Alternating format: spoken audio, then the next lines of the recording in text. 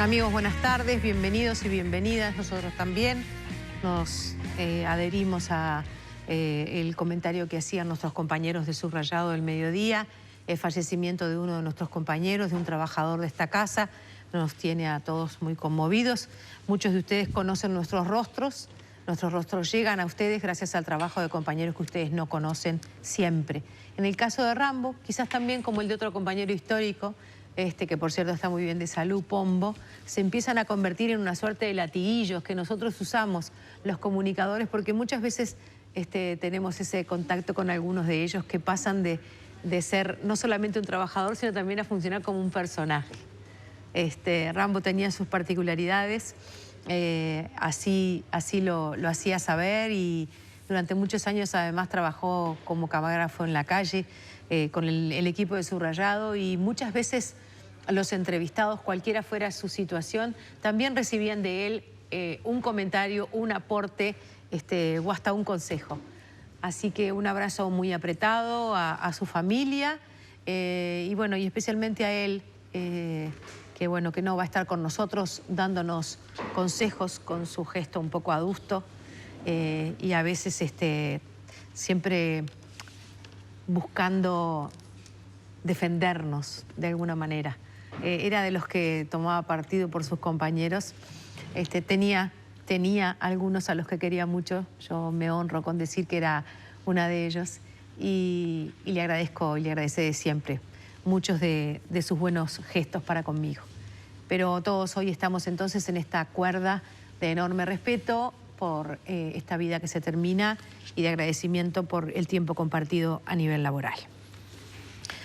Bueno, y estamos ya en contacto con nuestra primera entrevista. Ya estaba en línea el presidente de la Junta de Transparencia y Ética Pública, porque la decisión del fiscal Luis Pacheco de archivar el caso de las tarjetas corporativas del hoy senador Leonardo de León está basado o replica un juicio que hiciera la Junta de Transparencia con respecto a lo inadecuado de la conducta del entonces presidente de ALUR, de León, a pesar de que hace otras consideraciones que desde luego es lo que justifica a su juicio el archivo de este caso.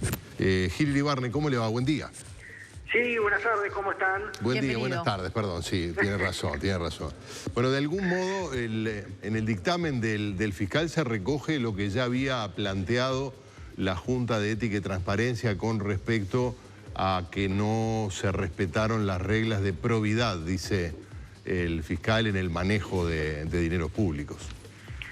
Sí, creo que ahí lo primero importante es señalar que hay distintos planos de análisis de una misma situación.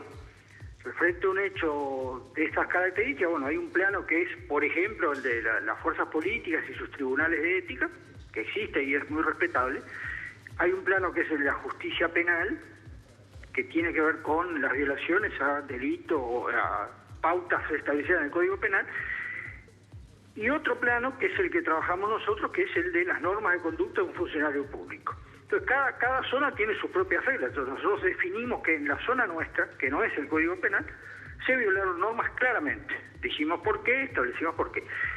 En el plano penal es cierto, el informe del pronunciamiento del fiscal reconoce algunas de las cosas que planteamos nosotros, pero después en otro plano totalmente distinto, el plano de los delitos, dice, bueno, acá entiendo que no hay elementos para proceder. Entonces nosotros respetamos mucho esa decisión, que no choca para nada con la nuestra, sino que es la visión de los mismos hechos desde otro ángulo y que totalmente legítima, y que implica la no prosecución de las acciones, ¿no? Claro, ustedes habían observado más de 150 gastos con la tarjeta corporativa.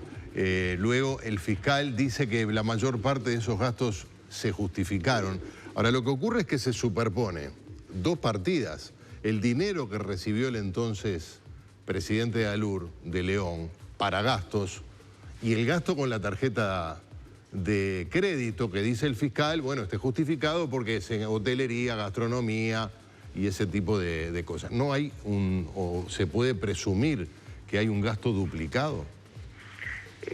Bueno, pasa que una cosa es lo que planteamos nosotros y otra cosa es, bueno, si eso implicó un delito de los previstos en el Código Penal. Nosotros lo que decimos, pero te reitero, es en la zona nuestra, no es en la zona de los delitos, que no nos metemos para nada.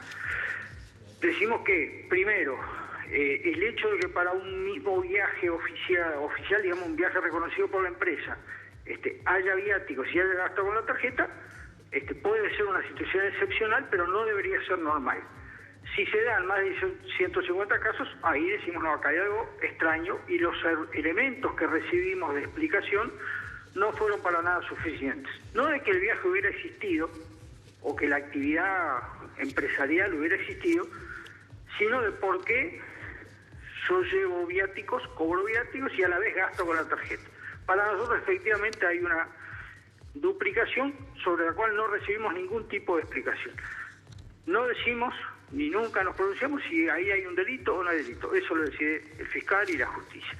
Por otro lado, también decimos, dentro de las obligaciones de un director de ALUR, está la de respaldar sus gastos, la de justificar en qué se gastó. Y eso no pasó.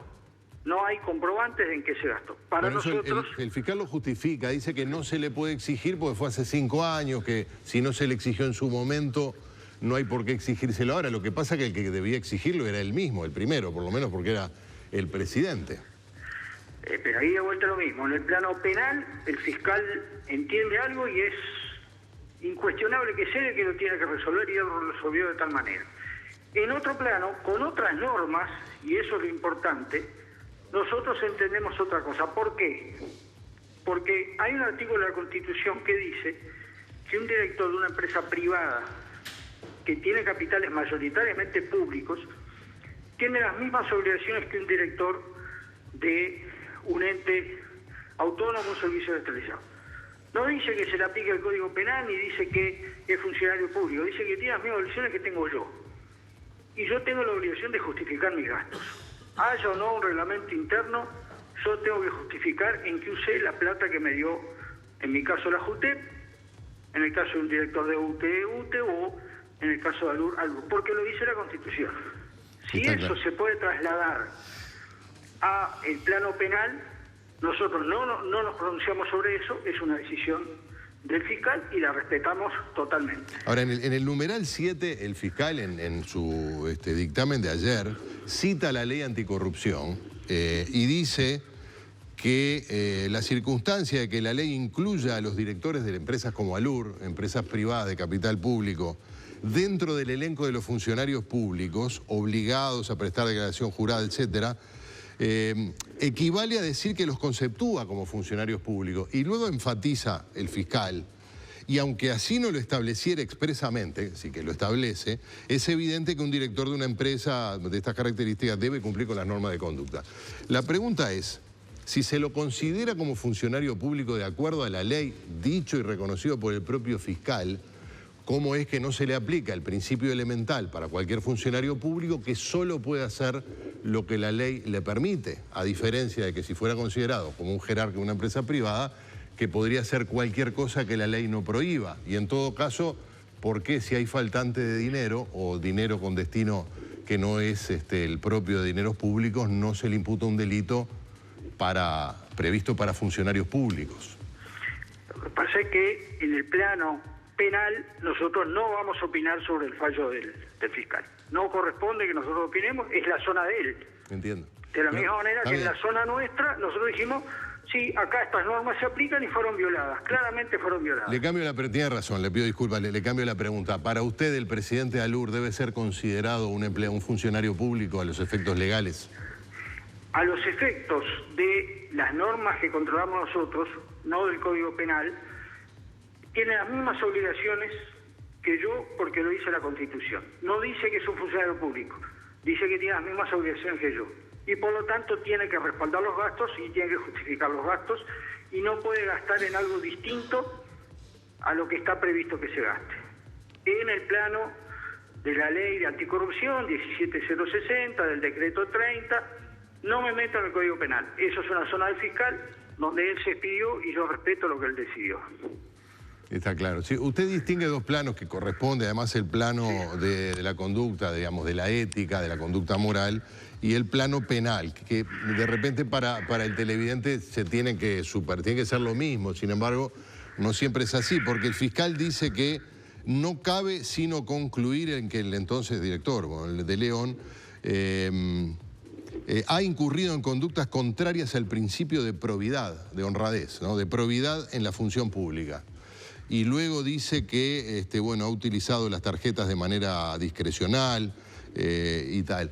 Esto no necesariamente, dice el fiscal, deriva en una imputación penal, es decir, no encuentra esta inconducta que deba encauzar, que esté incurso en un delito penal. Si son dos planos diferentes.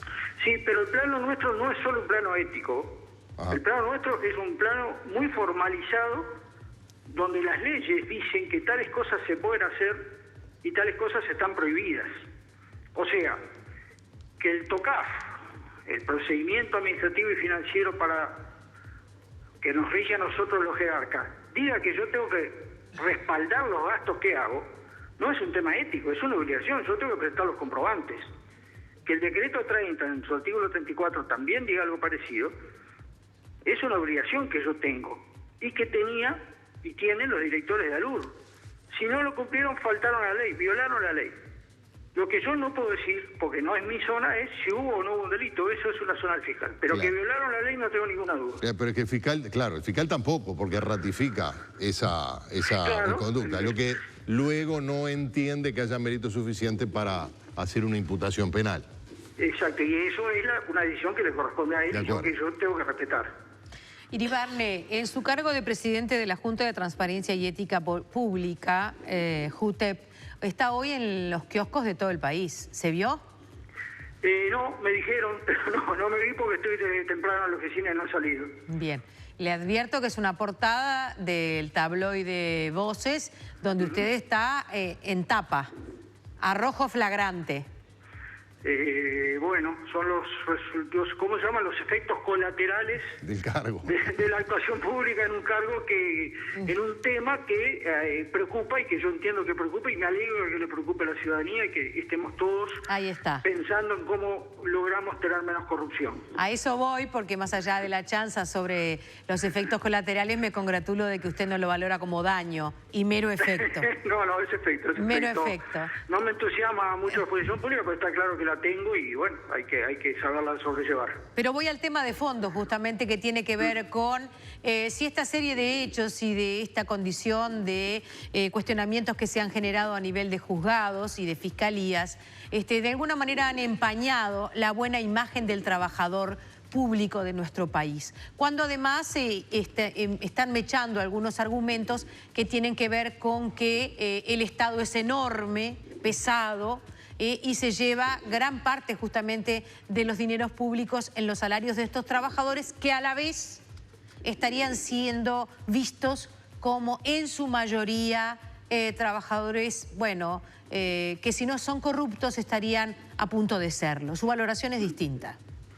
Sí, en varios sentidos es distinta. Primero porque yo estoy preocupado y hace un año y pico que lo venimos diciendo por el tema de la corrupción en Uruguay, pero a partir de que tenemos fortalezas y que Uruguay tiene una situación que tenemos que defender a muerte, pero que estamos mejor que otros países, lo cual no es un consuelo, sino reconocer que tenemos cosas donde afirmar. Lo segundo es, creo que hay en todo el sector público y en todo el sistema político y en toda la estructura funcional gente muy sana, muchísima gente muy sana. Ajá. Lo importante es que logremos que esa gente sana predomine sobre los casos que hay en Uruguay y que hay en todo el mundo de gente que tiene otras intenciones y que usa los cargos públicos para beneficio propio o de sus amigos. Y lo tercero es, bueno, eso implica decir que no todo funcionario público es corrupto ni nada por el estilo, y también implica decir que hay muchos corruptos en el sector privado, donde pasa lo mismo, hay gente muy sana y hay gente corrupta. Creo que a veces cuando discutimos casos como el de Brasil, donde hay mucha discusión sobre los efectos políticos de la corrupción, nos comemos que lo importante de Brasil y de Lavallato y de Odebrecht fue mostrar cómo empresas privadas de primer nivel coimearon en toda América Latina, en 11 países, en 3 continentes, se compraron un banco para poder coimear, y eso no fueron funcionarios públicos, eso fueron las grandes empresas de Brasil, y creo que es un mensaje fuerte para no ensañarnos solamente con el sistema de los funcionarios públicos. Más o menos, Gire Barne, más o menos, porque más o menos Odebrecht... espere, despacito y por las piedras, porque Odebrecht y OAS no llegaron solas al continente. OAS llegó al Uruguay de la mano de Lula da Silva, el expresidente de Brasil. Y Odebrecht llegó a todo el continente. Ellos fueron los que coimearon a todos los políticos que por suerte están presos en Brasil. Pero que empezaron, no sé si empezaron, creo que empezaron antes, pero participaban de un sistema de corrupción que también integraba el sistema político, todo. Por supuesto, el sistema político brasileño. Lo que estoy cuestionando es esa idea de que solo los funcionarios públicos son los corruptos. No, claro. Por supuesto que si no hay funcionarios públicos corruptos no hay corrupción en el Estado, por supuesto. Pero justamente como hablamos mucho en Brasil y en otro lado de los políticos presos y de los funcionarios presos, digamos, ¿quiénes mandaron ahí? ¿Quiénes pusieron los 4.000 millones de dólares de coima? No es poca plata. Entonces, volviendo a la pregunta de Marínez, el tema es, sí señor, a nivel de funcionario público hay gente corrupta, sí. Todos no. Y a nivel del sistema privado, lo mismo. Hay gente corrupta, sí, todos no. Trabajemos los que no estamos a favor de ese corrimiento de los valores para que eso sea minoría. Y hagamos lo que de alguna manera hoy reconoce, por ejemplo, la presidenta de Transparencia Internacional, que dice, corrupción hay de todos lados. Lo distinto es cómo reacciona un país frente a eso. Entonces creo que lo fuerte acá, lo bueno acá, es que los uruguayos todavía nos levantamos contra eso. Nos molestamos contra eso y reaccionamos y reclamamos y me parece bárbaro. Creo que esa es la gran fortaleza que tiene Uruguay. Entonces, cuando hablamos de esto, y nos está pasando mucho en los últimos tiempos, no hablemos solamente del sector público, hablemos de todos. Presidente de la Junta de Transparencia y Ética Pública, JUTEP, Ricardo Girini Barley, muchas gracias por este contacto. No, un gusto como siempre, que pasen bien. Tenga usted buenas tardes. Vamos hacia otros tópicos, vamos a recibir en instantes a nuestra compañera Magdalena Correa y bueno, y vamos a recibir a 2 invitados. Una de ellas fue protagonista... Sí, la tercera oradora del acto del PIT-CNT. Ahí está, y además, se bajó del estrado bajo un desafío, ¿no? Se subió bajo un desafío, lo satisfizo, lo cumplió y después... Exacto. Además, en un gremio sobre el cual había expectativas particulares a raíz de la tragedia del asesinato del joven de supermercado Quinco. Bueno, asumieron ese desafío, que siempre teniendo además, siempre es un desafío hacer un discurso en un acto, sobre todo un acto del 1 de mayo, pero particularmente esto porque estaba teñido de la pérdida de la vida de un trabajador y bueno, esto le da cierta singularidad a esa coyuntura especial del pasado 1. Y vamos a salir por las calles de Montevideo y nos vamos a ir hasta el MAM, hasta el mercado agrícola de Montevideo y allí vamos a tener un móvil con nuestra compañera Magdalena Correa. Hay mucha gente que ya está en ese lugar porque hoy se están generando degustaciones. Degustaciones de queso, ¿no? De queso. De queso. Yo no sé si usted estaba informado. Porque si no, creo que hoy no estaba. Pero ya viene con queso, ya con vino también, porque el maridaje es fundamental. Usted está para el maridaje. Yo estoy para el maridaje. Si una vez me invitó a Aparicio Ponce León, un querido colega, a una demostración, un maridaje de queso. Qué feo que es ir a ver un maridaje. Claro, pero yo era casi que el único marido, porque eran unas 20 esposas maridas y estaba yo y un destacadísimo empresario. Éramos los únicos 2 varones en aquel entorno de... ¿Sabe a quién tenía que haber invitado usted hoy? Al invitado que tuvimos... Bueno, María Valdía, claro, por lo menos yo hubiera ido sin problemas. Pero hoy tuvimos al ingeniero Juan Grompone temprano. Ah, sí, ¿por qué Grompone? Por esta última novela que ha sacado, que yo creo que es una... Operación Culebra, que lo llama. Exactamente, bueno, que tiene que ver con la política de nuestro país y que si bien es ficción, todos los personajes parecen tener nombre propio, porque hay un señor que tiene una perra Manuela que vive en una chacra y que se llama Pepe. ¿En la novela? En la novela, por ejemplo. Hay un señor que es intendente de una ciudad como Montevideo y le dicen el pelado. Pero esto es ficción. Pero es todo ficción. Pero volviendo al tema, hay una periodista que trabaja en una radio, cuyo director... Sí. tiene un apellido que bien puede haber sido Mullins en alguna época. Sí. Y esa periodista justamente procede de Tarariras. Y hoy Juan Grompone justificó que de alguna manera él honra a la localidad de Tarariras porque toda su vida va a la feria de los domingos de su barrio y compra el mismo queso casero que llega desde Tarariras. Mirá vos. No sé si entra en su maridaje o lo entreveré. Sí, no me entreveraste, nunca lo comí, pero lo probé. Pero le digo que es una deuda pendiente que usted tiene. ¿Vamos a la breve pausa o ya le damos el lugar al móvil luego de la breve pausa? Ya venimos.